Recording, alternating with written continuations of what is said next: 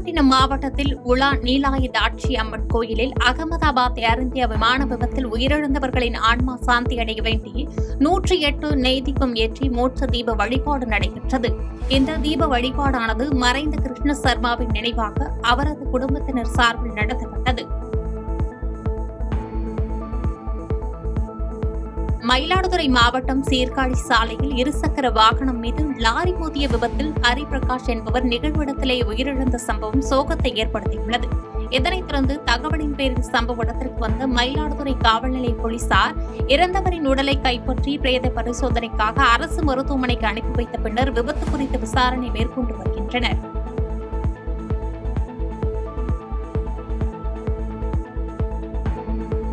தேனி மாவட்டம் பெரியகுளம் மற்றும் அதை சுற்றியுள்ள சில்வார்பட்டி, ஜெயமங்கலம் மற்றும் வடுகுப்பட்டி ஆகிய பகுதியில் அதிகாலை 4 மணி முதல் 7 மணி வரையிலும் மிதமான மழை பெய்தது. மேலும் பரவலாக பெய்த இந்த மழையின் காரணமாக அப்பகுதியில் கடந்த சில நாட்களாக அதிகரித்திருந்த வெயிலின் தாக்கம் குறைந்துள்ளது. தூத்துக்குடி மாவட்டம் கோவில்பட்டி ரயில் நிலையத்தில் ரயிலில் ஏற முயன்ற வீரபிரசாந்த் என்பவர் நடைமேடைக்கும் ரயிலுக்கும் இடையில் சிக்கிக்கொண்ட சம்பவம் ரயில் நிலையத்தில் பரபரப்பை ஏற்படுத்தியது. இதனைத் தொடர்ந்து நீண்ட நேர போராட்டத்திற்கு பிறகு நடைமேடை உடைக்கப்பட்ட நிலையில் மீட்கப்பட்ட வீரபிரசாந்த் கோவில்பட்டி அரசு மருத்துவமனையில் சிகிச்சைக்காக அனுமதிக்கப்பட்டார்.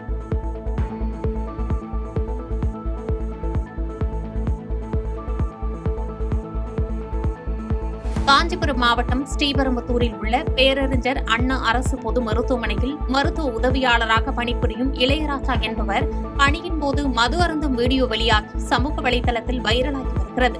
இதுகுறித்து விளக்கமளித்த மருத்துவமனையின் டீன் மருத்துவர் ஜெயபாரதி, வீடியோ ஆதாரங்களுடன் தங்களுக்கு வந்த புகாரின் அடிப்படையில் சம்பந்தப்பட்ட நபர் மீது துறை ரீதியான நடவடிக்கை எடுக்கப்படும் என்று தெரிவித்தார்.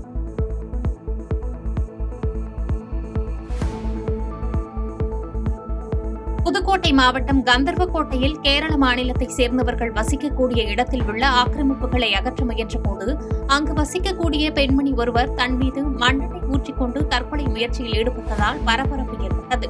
இதனையடுத்து ஆக்கிரமிப்புகளை அகற்ற வந்த வருவாய்த்துறையினர் மற்றும் அந்த இடத்தின் உரிமையாளர் மருத்துவர் முத்து மகேஷ் ஆகியோர் எவ்வித நடவடிக்கையும் மேற்கொள்ளாமல் திரும்பி சென்றதாக கூறப்படுகிறது.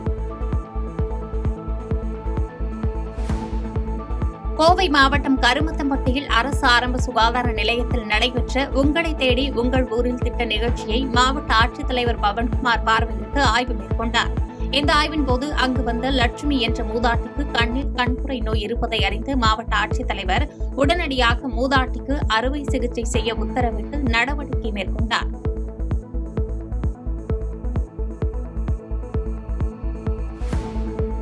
கிருஷ்ணகிரி மாவட்டம் செல்லம்பட்டியில் ரகுபதி என்பவரது மெக்கானிக் ஒர்க் ஷாப் முன்பு வேலை செய்வதற்காக நிறுத்தி வைக்கப்பட்டிருந்த இருசக்கர வாகனத்தை மர்ம நபர்கள் திருடி செல்லும் சிசிடிவி காட்சி வெளியாகியுள்ளது. இதனைத் தொடர்ந்து ரகுபதி அளித்த புகாரின் பேரில் நாகரசம்பட்டி காவல் நிலைய போலீசார் சிசிடிவி காட்சிகளை அடிப்படையாக கொண்டு வாகனத்தை திருடி சென்ற மர்ம நபர்கள் குறித்து விசாரணை மேற்கொண்டு வருகின்றனர்.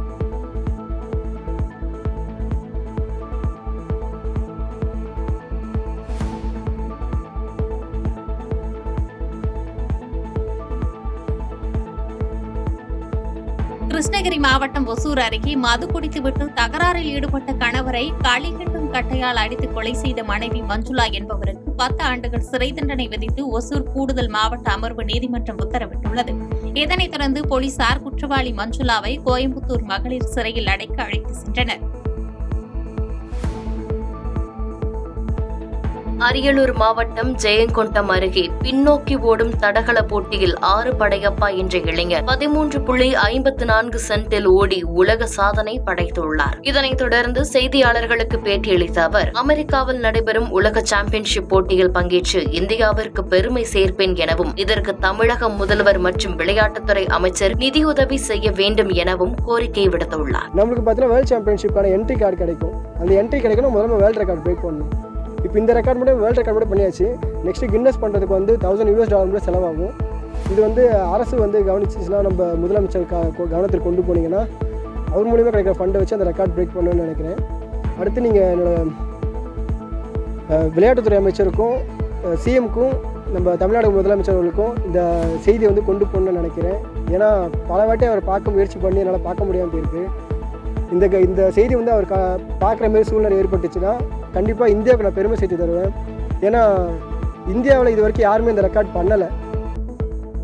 தமிழ்நாடு மத்திய பல்கலைக்கழகத்தில் இதுவரை பட்டம் பெற இயலாத பல்கலைக்கழக மாணவர்களுக்கு ஒருமுறை சிறப்பு துணைத் தேர்வை பல்கலைக்கழக நிர்வாகம் அறிவித்துள்ளது. எனவே தகுதியுள்ள மாணவர்கள் அதிகாரப்பூர்வ போர்ட்டல் மூலம் ஆன்லைன் பதிவை ஜூலை 7க்குள் பதிவு செய்யலாம் என தகவல் வெளியாகியுள்ளது.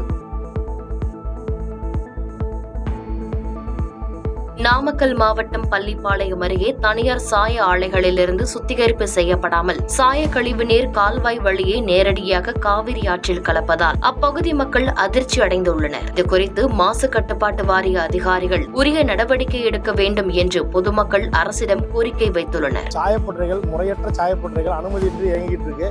அந்த சாயப்பட்டறதுனால இந்த கழிவு நீர்கள் விடியசம்பாளையம், ஆண்டிக்காடு இந்த பகுதியில் இருக்கிற சாயத்தண்ணி பூரா பகல் டைம்லும் சரி இரவு நேரங்களிலும் சரி அதிகாரிகள் கண்டுக்காதனால அந்த தண்ணி திறந்து விடுறாங்க. அதை ஆற்றில் கலக்குது. இதனால் இந்த தண்ணீர் மாசுபடுறதுனால பொதுமக்கள் பயன்படுத்த முடியாமல் நிலைமையில் இருக்குது.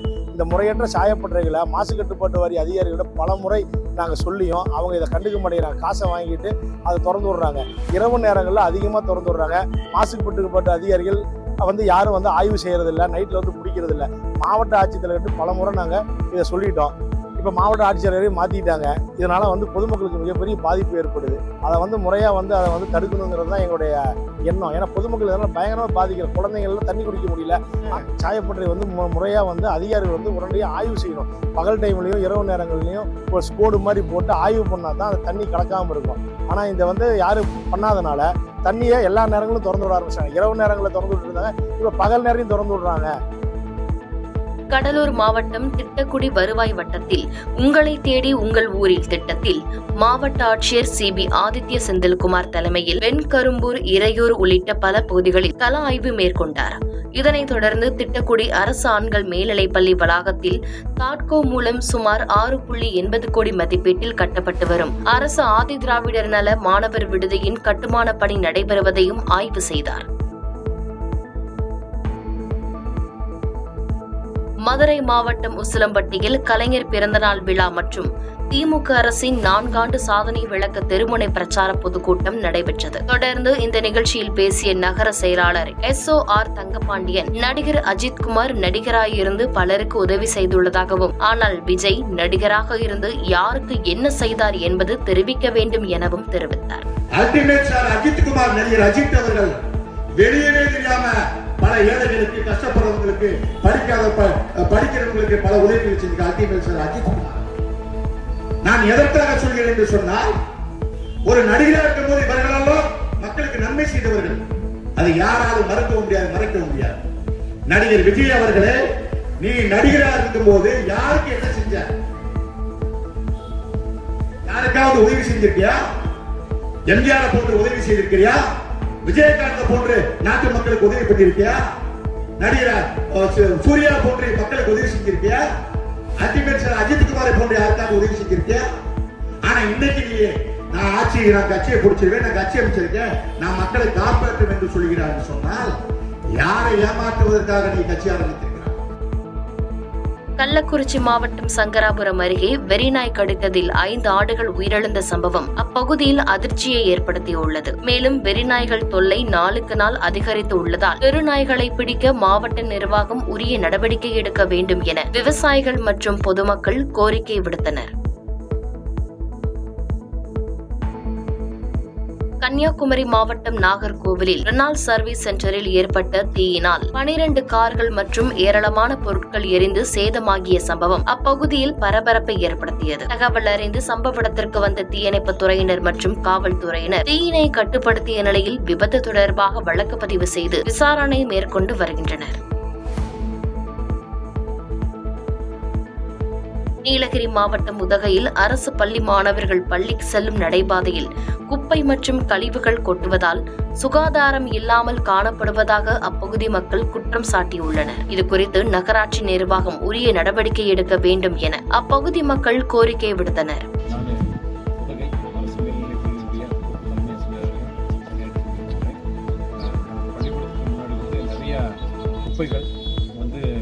வண்டி கிடக்கு, அதை நாங்கள் முனிசிபல் ஆஃபீஸில் சொல்லியிருந்தோம்.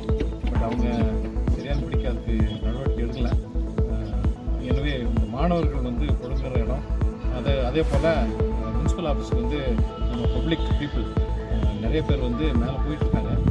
போயிட்டு வந்துட்டு நடக்கிற ஒரு பாதை. அதனால் இதை வந்து தயவுசெய்து இந்த சைடில் இருக்கக்கூடிய இடத்துல சில பேர் வந்துட்டு சிறுநீர் கழித்து அந்த மாதிரி எல்லாம் பண்ணிகிட்ருக்காங்க. தயவுசெய்து இது வந்து முனிசிபாலிட்டி வந்து கொஞ்சம் ஆக்ஷன் எடுத்து நடவடிக்கை எடுத்து இந்த குப்பைகள்லாம் வந்து அகற்றி தருமாறு நான் கேட்டுக்கொள்கிறேன். புதுக்கோட்டை மாவட்டத்தில் உள்ள பிரகதாம்பாள் அரசு மேல்நிலைப்பள்ளி வளாகத்தில் தமிழ்நாடு காவல்துறை மதுவிலக்கு அமலாக்கப் பிரிவு சார்பில் போதைப் பொருள் தடுப்பு விழிப்புணர்வு பேரணியை காவல்துறை கண்காணிப்பாளர் அபிஷேக் குப்தா கொடியசைத்து தொடங்கி வைத்தார். இந்த பேரணியில் டிஎஸ்பி அப்துல் ரஹ்மான், மதுவிலக்கு ஆய்வாளர் மற்றும் ஏராளமான காவல்துறையினர் என பலர் கலந்து கொண்டனர். தேனி மாவட்டம் கம்பம் அருகே வேலை செய்து கொண்டிருந்த தொழிலாளி திடீரென மயக்கம் போட்டு உயிரிழந்த சிசிடிவி காட்சிகள் வெளியாகி பரபரப்பை ஏற்படுத்தியுள்ளது. இதனைத் தொடர்ந்து அவரை அருகில் இருந்தவர்கள் மீட்டு கம்பம் அரசு மருத்துவமனைக்கு அனுமதித்த நிலையில் பரிசோதித்த மருத்துவர்கள் அவர் ஏற்கனவே இறந்துவிட்டதாக தெரிவித்தனர். இந்நிலையில் அவருடைய உடலை பிரேத பரிசோதனைக்கு அனுப்பி வைத்தனர்.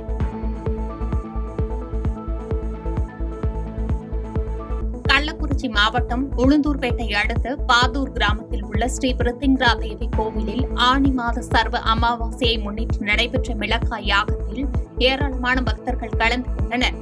தொடர்ந்து தங்களது வேண்டுதல்களை வெற்றிலையில் எழுதி பக்தர்கள் கொடுக்க அதனை சிவாச்சாரியார்கள் குண்டத்தில் செலுத்தினர்.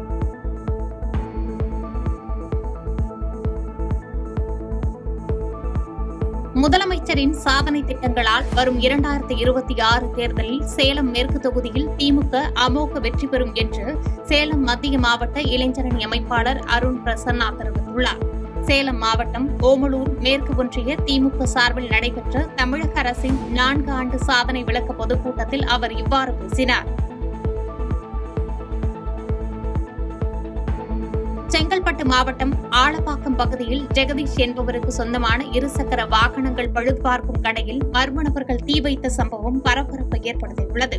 தகவலின் பேரில் சம்பவ இடத்திற்கு விரைந்த தீயணைப்புத் துறையினர் தீயை கட்டுக்குள் கொண்டு வந்த நிலையில் தீ விபத்து குறித்து போலீசார் விசாரணை மேற்கொண்டு வருகின்றனர். கர்நாடகா காவிரி நீர்பிடிப்பு பகுதியில் தொடர்ந்து மழை பெய்து வருவதன் காரணமாக ஒகேனக்கல் காவிரி ஆற்றில் நீர்வரத்து 28,000 கன அடியாக அதிகரித்துள்ளது. நீர்வரத்து காரணமாக சுற்றுலா பயணிகளின் பாதுகாப்பு கருதி அருவி மற்றும் ஆற்று பகுதியில் குளிக்க 2வது நாளாக தடை நீடித்து வரும் நிலையில் பரிசல் இயக்கவும் இன்று முதல் மாவட்ட நிர்வாகம் தடை விதித்துள்ளது.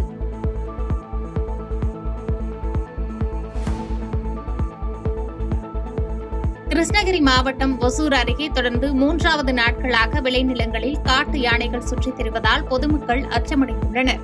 அறுவடைக்கு தயாராகி இருந்த மா, பலா பழங்களை சுவைத்ததோடு மரங்களையும் யானைகள் உடைத்து சென்றதால் விவசாயிகள் வேதனையடைந்துள்ளனர். நாகப்பட்டினத்தில் அரசால் தடை செய்யப்பட்ட புகையிலை பொருட்களை விற்பனைக்காக பண்டல் பண்டலாக பதுக்கி வைத்திருந்த தனசேகர் என்பவரை போலீசார் கைது செய்தனர். தொடர்ந்து அவரிடமிருந்து 50,000 ரூபாய் மதிப்பிலான புகையிலை பொருட்களை பறிமுதல் செய்த போலீசார் விசாரணை மேற்கொண்டு வருகின்றனர்.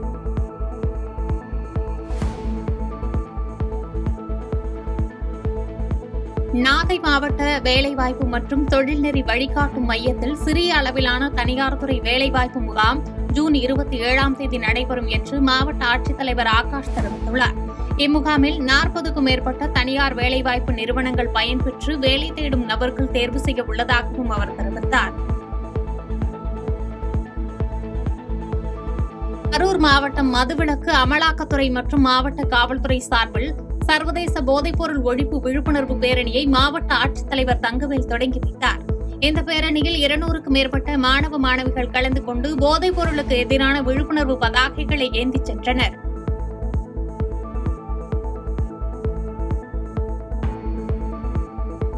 நீலகிரி மாவட்டம் குன்னூரில் குரங்கு குட்டி இறந்தது தெரியாமல் குட்டியை தாய் குரங்கு இழுத்து தூக்கி சென்ற காட்சிகள் சோகத்தை ஏற்படுத்தியுள்ளது.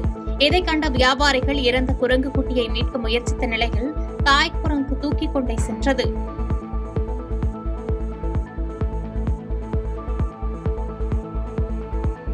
சென்னை திருவொற்றியூரில் ஜெயகோபால் கரோடியா பள்ளியில் 2025ஆம் ஆண்டிற்கான மாநகராட்சி நகர விற்பனை உறுப்பினர்களுக்கான தேர்தலில் வியாபாரிகள் வாக்களித்தனர். சென்னையில் 15 மண்டலங்களில் இத்தேர்தல் நடைபெறவுள்ள நிலையில் 35,000 சாலையோரம் வியாபாரிகள் வாக்களிக்கும் வகையில் கல்லூரி மற்றும் பள்ளிகளில் ஏற்பாடுகள் செய்யப்பட்டன.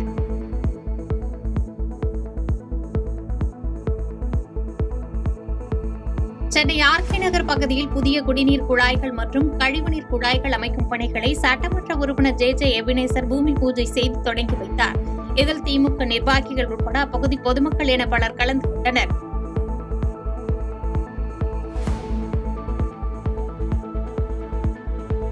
திண்டுக்கல் மாவட்டம் நத்தத்தில் உலக போதைப்பொருள் ஒழிப்பு தினத்தை முன்னிட்டு காவல்துறையினர் சார்பில் விழிப்புணர்வு பேரணி நடைபெற்றது. இந்த பேரணியில் 500க்கும் மேற்பட்ட பள்ளி மாணவ மாணவிகள் போதைப் பொருளுக்கு எதிரான வாசகங்கள் அடங்கிய பதாகைகளை கையில் ஏந்தியபடி பேரணியாக சென்றனர்.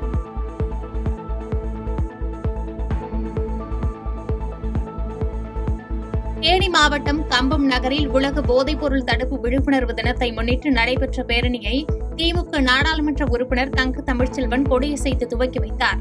இதில் 800க்கும் மேற்பட்ட மாணவ மாணவியர்கள் போதைப்பொருள் தடுப்பு குறித்த விழிப்புணர்வை பொதுமக்களுக்கு ஏற்படுத்தும் வகையில் பதாகைகளை கையில் ஏந்தியபடி நகரின் முக்கிய வீதிகளில் ஊர்வலமாக வந்தனர்.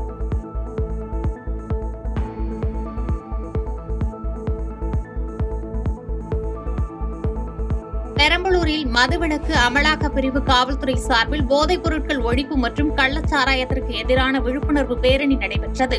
பேரணிக்கு முன்னதாக போதைப்பொருள் ஒழிப்பு விழிப்புணர்வு உறுதிமொழியை காவல்துறையினர் மற்றும் மாணவ மாணவிகள் ஏற்றுக்கொண்டனர். வேலூரில் போதைப் பொருட்களுக்கு எதிராக நடைபெற்ற விழிப்புணர்வு பேரணியில் திரளான மாணவர்கள் பங்கேற்று ஊர்வலமாக சென்றனர். தமிழ்நாடு காவல்துறை மதுவிலக்கு ஆயத்தீர்வைத்துறை சார்பில் நடைபெற்ற இந்த பேரணியில் போதைப் பொருட்களுக்கு எதிராக உறுதிமொழியும் எடுத்துக் கொண்டனர். திருப்பூர் மாவட்டம் உடுமலைப்பேட்டை அருகே திருமூர்த்தி மலை காண்டூர் கால்வாய் வழியாக தலையில் அடிபட்டு உயிரிழந்த நிலையில் அடித்து வரப்பட்ட 15 வயது மதிக்கத்தக்க ஆண் யானையின் சடலத்தை வனத்துறையினர் மீட்டனர். தொடர்ந்து யானையின் உடல் உடற்கூறு ஆய்வுக்காக அனுப்பப்பட்ட நிலையில் வனத்துறையினர் விசாரணை மேற்கொண்டு வருகின்றனர்.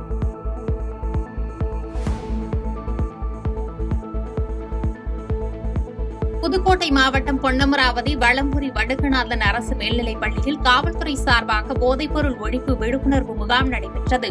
இதில் ஏராளமான பள்ளி மாணவ மாணவியர்கள் மற்றும் ஆசிரியர்கள் காவல்துறையினர் கலந்து கொண்டு போதைப் பொருளுக்கு எதிராக உறுதிமொழி ஏற்றுக்கொண்டனர்.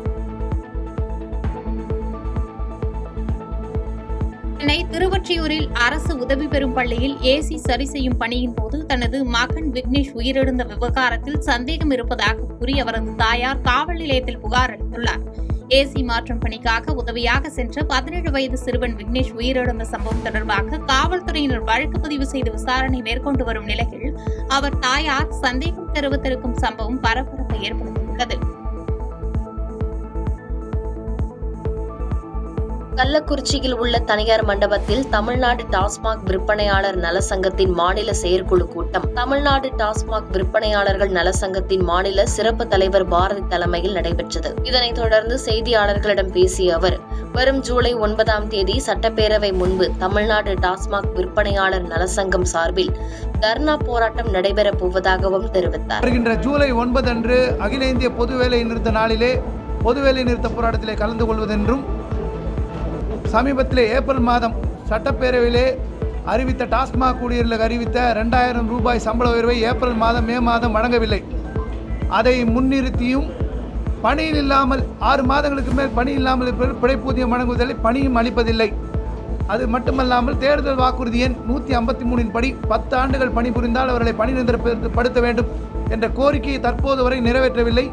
இஎஸ்ஐ பிஎஃப் வசதி உட்பட அடிப்படை வசதிகள் எதுவும் நிறைவேற்றப்படவில்லை என்பதால் சட்டமன்றம் முன்பு தமிழ்நாடு டாஸ்மாக் விற்பனையாளர் சங்கம் சார்பிலே ஜூலை 9 அன்று தர்ணா போராட்டம் நடத்தவிருக்கிறோம் என்பதை தெரிவித்துக் கொள்கிறோம். செய்திகளை உடனுக்குடன் தெரிந்து கொள்ள கீழ்கண்ட கேபிள் மற்றும் டிடிஹெச் நெட்வொர்க்குகளில் எம்நாடு செய்தி தொலைக்காட்சியை காணுங்கள். பாதகம் செய்பவரை கண்டால் நாம் பயம் கொள்ளலாகாது பாப்பா. மோதி மிதித்து விடு பாப்பா, அவர் முகத்தில் உமிழ்ந்து விடு பாப்பா. அண்மை செய்திகளை உடனுக்குடன் தெரிந்து கொள்ள இணைந்திருங்கள் எம்நாடு தொலைக்காட்சியுடன்.